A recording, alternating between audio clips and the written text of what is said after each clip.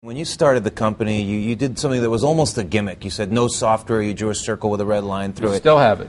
And you popularized the notion of the cloud, but while it may have existed, but nobody was really talking about it.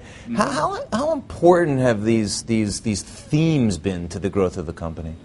Well, I would say very important. I think that the key to marketing is to staying relevant.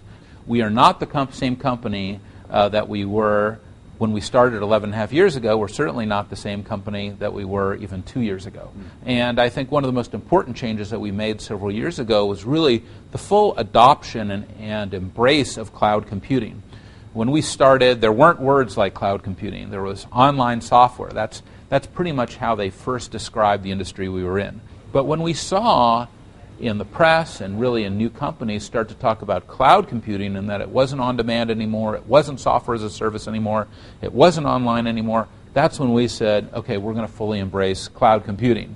When did it occur to you that it was worth paying attention to what consumer companies were doing online and that enterprise companies could do that? And talk a little bit about what you are doing. Way back when I was at Oracle, I was sitting in my office in 1996. I mean, this is 15 years ago. We'd only been in the internet world a few years, and I was using Amazon.com. And it was amazing, easy. It was almost upgrading in real time. It scaled. It was functional. And I asked myself a simple question.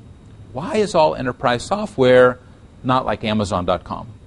If we could write this application so it was doing business functionality instead of selling a book, that would be tremendous. Today I ask myself one simple question: why is all enterprise software not like Facebook?